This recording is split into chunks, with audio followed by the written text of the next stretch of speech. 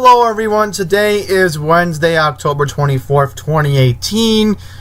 I thought only today I was going to be reacting to the gubernatorial debate from last night, but unfortunately we have to talk about a serious situation that happened today to a couple Democrats and especially a liberal news outlet like CNN being attacked today. And we're not going to talk about the political spectrum of that when I read to you the AP article, because it's very important that I get you the latest information regarding what happened today with these random pipe bombs being sent all over the place today.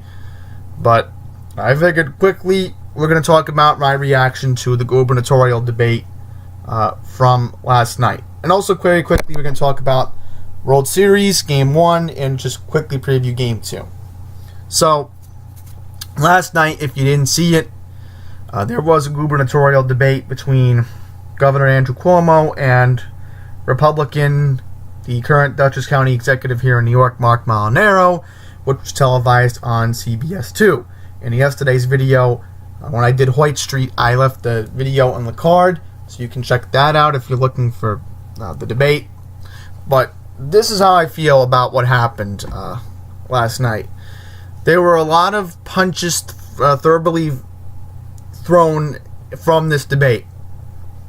But at the end of the day, I feel that Mr. Molinaro is a very underrated guy because the Cuomo machine is just, doing what they're doing. And being honest, it looked like Andrew Cuomo was being intimidating. It looked like, I'm going to ask you this random question. I'm going to ask you that random question. And I'm going to give Molinaro credit. Alright? Because I'm going to say this again. He does have previous ties to the guy in the White House. We're not going to say his name. Not important to bring that up right now. But I will say this. Mark is distancing himself, which this is very important in an election year. Do not tie yourself to Donald Trump. And I had to say his name now because it proves the point. That there was one of the questions, and Cuomo kept hammering Molinaro, do you support the president? Do you support the president? And I'm like, again, this is what High Power Ally talks about, is that this guy over here, see this guy right here? See him? He pretty much likes to intimidate you. He makes you feel uncomfortable.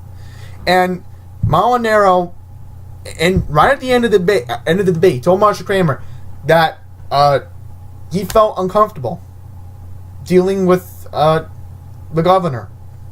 And believe me, if I was in the same room and this guy was intimidating me, I would feel uncomfortable too. So, Mark, I still feel he is the right man for the job. I think his experience makes him ready to be the governor, no question about that. And we're not going to talk about the issues here, but overall, when I look at body tone and I look at how both of the men pretty much were acting during this debate, I felt that Andrew Cuomo was letting his narcissistic, egotistical attitude take over again. And I just wish people would realize that both Donald Trump and Andrew Cuomo are egotistical maniacs. That's what both of them are, in my opinion. I just feel that different parties alike, you got to look at the personality. And this guy right here just pretty much is like, oh, I'm not going to give Donald Trump his money back. And you know what Mark does? He doesn't care. Because at the end of the day, he's trying to look out for New York. Alright? He's trying to be a bipartisan guy. And people need to understand that, and this is very important. And in fact, I'm going to mention this today. Absentee voting started today. Absentee voting started today. So if you're not going to be able to vote on the 6th, I would encourage you to start filling out your absentee ballots and start voting early. Because clearly last night, and I'm sorry, but people just need to understand.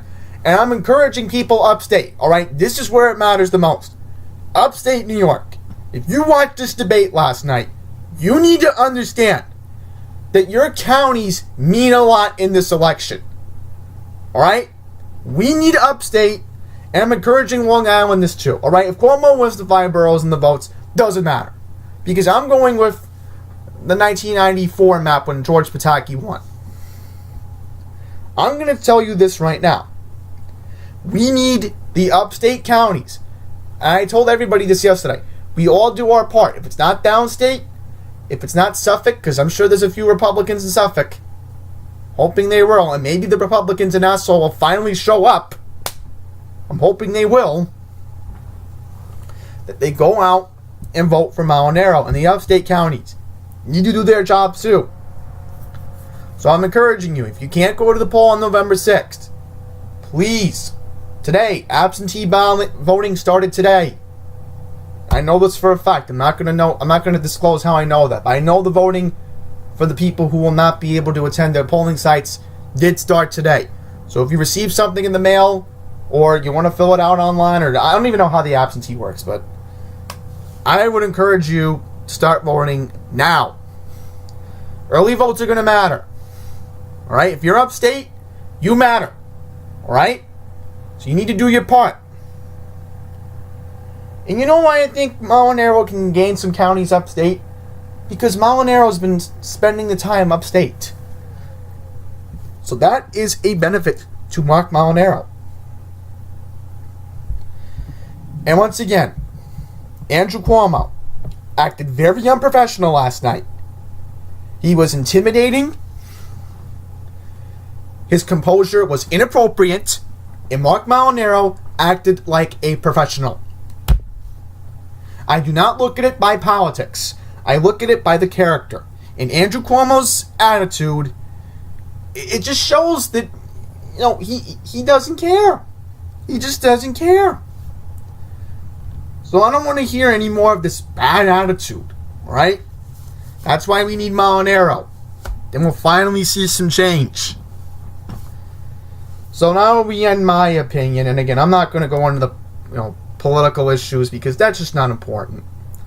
I feel for the tone last night, I don't really want to discuss it in this video because we do have a serious situation that happened today. And if you haven't been watching the news, or maybe you're busy and couldn't get to a TV or a radio or even streaming on the internet or even gotten online today, we had an unfortunate situation, and I truly believe this was politically motivated by a group that I'm not going to talk about, but pretty much we've had a bunch of crude pipe incidents today that were sent to former presidents Obama and Clinton and the CNN building in Midtown Manhattan. And quickly want to mention 2 other pipe bombs were sent to former Attorney General Eric Holder and Congresswoman Debbie Wasserman Schultz. We're going to read this article from the Associated Press. Crude pipe bombs targeting Hillary Clinton, former President Barack Obama, CNN, Eric Holder, and Debbie Wasserman Schultz were intercepted last night and today in a rash of attacks 2 weeks before nationwide elections that could reshape Congress and serve as a referendum on the first 2 years of President Donald Trump's presidency.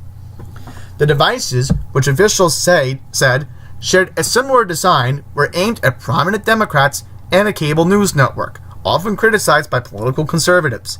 A similar device was found back on Monday, October 22nd, at the New York compound of liberal billionaire George Soros, a major contributor to Democratic causes. The bombs overtook other campaign news in an already tense political season, which has included pitched fights over immigration, Supreme Court, and sexual violence against women. The White House quickly condemned the attacks aimed at Democrats and perceived foes of the administration. President Trump earlier today at the White House said, "Acts of threats of political violence have no place in the United States. This outrageous conduct is abhorrent." This is a very bipartisan statement. All the confirmed bombs appear to come from the same person or persons, said John Miller, the New York Police Department's head of intelligence and counterterrorism, who briefed reporters in New York City. The U.S. Secret Service intercepted a bomb that was addressed to Hillary Clinton at the Chappaqua, New York home she shares with former President Bill Clinton, and another that was sent to former President Barack Obama at his home with Michelle Obama in Washington. A police bomb squad removed still another from CNN's New York headquarters, which was evacuated shortly after 10 o'clock this morning. And I can quickly confirm that I watched Fox News. I watched the Fox report with Shepard Smith last hour. And I can confirm to you that at 10:12 a.m., at precisely 12:10 a.m. Eastern, CNN went to commercial break, and they went with live coverage outside of their building. And I put on CNN, and again, this is one of the rare times, because this is a real scary story. And like, again, I was saying to myself, if this is affecting CNN, I want to see how their own network is covering this. So I'm like, for once, I'm actually going to put CNN on today, and they're actually reporting real news for a change. I can't believe I'm saying that. Because again, Democrat or Republican, this was a very scary situation today. So here's a picture from @CNN's Twitter handle. Let's confirm what time this tweet was sent out at 1:23 Eastern this afternoon. So this was the suspicious package received this morning at the Time Warner Center, which houses the CNN New York Bureau. Police say the package appeared to be a live explosive device. It was removed and taken to a New York Police Department facility in the Bronx. Alright, here's more information. Overhead TV shots showed a truck carrying that device, which law enforcement officials says was linked to the other explosives being driven away. The package sent to CNN contained a live explosive in an envelope with white powder, and officials said the substance was being tested to see if it was dangerous. Brian Pierman, the FBI's top counterterrorism official in New York, earlier today said, "We will not rest until we stop these hazardous devices from being mailed and bring the individual or individuals to justice." All right, here we go. This is what I was going to talk to you about. The FBI also said it was responding to a report of a suspicious package at a Florida office of Congresswoman Debbie Wasserman Schultz. Now, if you don't know who she is, she was the chairwoman of the Hillary Clinton 2016 presidential campaign. So, political motivation here could be speculative, but I just want to quickly bring that up because it's actually a fact. Alright, New York Governor Andrew Cuomo said his office received a similar package, but New York police officials said the office was cleared and no devices was found. The governor, at precisely 12:45 this afternoon, said, "We will not allow these terrorist thugs to change the way we live our lives." A U.S. official told the Associated Press that investigators believe the explosive that was discovered near the Clintons' home was linked to one found Monday at the George Soros compound. The official noted that one of the packages had the return address of Congresswoman Schultz, a reference to the former chairwoman of the Democratic National Committee, who was accused by Clinton's rivals of secretly helping the party's eventual presidential nominee. And also, yes, she was the chairwoman of the DNC, but also the main chairwoman of, again, Clinton for President 2016. Alright, neither Hillary Clinton nor Barack Obama received the packages, and neither was at risk of receiving them because of screening procedures, the Secret Service said. White House Press Secretary Sarah Sanders, in a statement today, said, "These terrorizing acts are despicable, and anybody responsible will be held accountable to the fullest extent of the law." Two law enforcement officials speaking to the AP on a condition of anonymity to discuss an ongoing investigation said the pipe bomb at CNN was crude but operational and was addressed to former CIA Director John Brennan, who regularly appears as a television contributor and who has publicly clashed with President Trump. They say it was similar to other explosives discovered in the past few days. Right, and as you can see here, here is a Secret Service police vehicle at the home of President Barack Obama.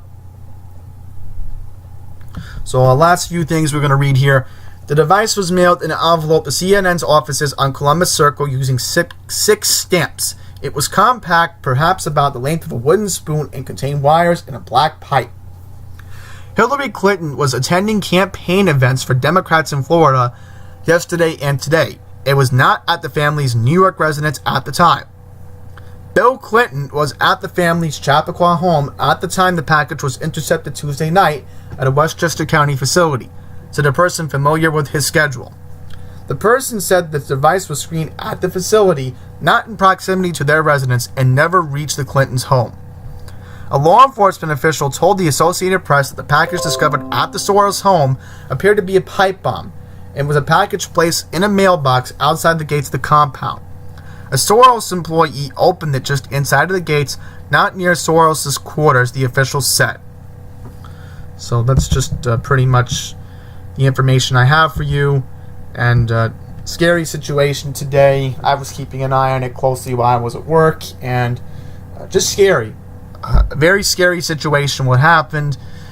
Again, I don't want to speculate if it was politically motivated, but we'll just have to wait and see what police officials say about this story. But it's been crazy enough as it is, and I'm sure Jeff Glor, Lester Holt, and David Muir are going to lead off their news broadcast tonight at 6:30 regarding this very scary story on their programs tonight, and I'm sure more it is to come the next couple of days. So we're going to move on now to World Series recap. We're going to recap Game 1 and quickly preview Game 2 to wrap up this video. So last night, the Boston Red Sox won by the score of 8-4, giving them a 1-0 series lead. Here are the stats for the pitchers. Clayton Kershaw went 4 innings, gave up 7 hits, 5 earned runs, and walked 3 batters. The starting pitcher for the Red Sox, I forget his name. I'm trying to think, who was the starting pitcher last night? So yeah, Sale. Chris Sale pretty much lasted the same amount too, but we're going to quickly recap the scoring.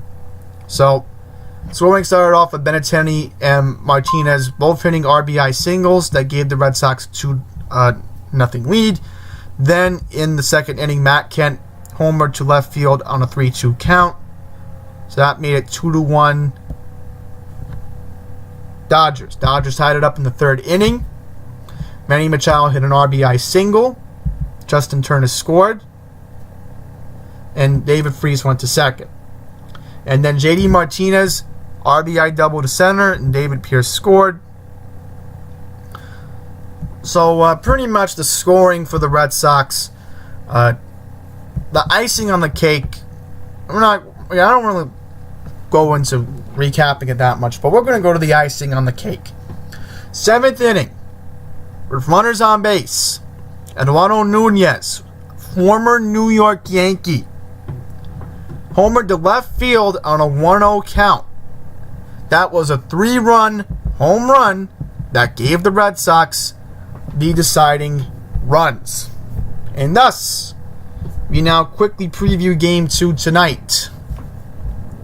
Starting pitchers for the game will be Hyun-Jin Ryu and David Price. Honestly, this is going to favor the Red Sox, unfortunately. But just going to have to depend what happens here. Because, quickly want to mention, first pitch temperature at Fenway will be 41. And during the game, temperatures are expected to be in the 30s at Fenway Park in Boston. So, yeah. Quickly take a look at this. I mean, these are interesting numbers, but... Alright, so that's going to wrap up this video. Thank you all for watching. Until the next one, please take care.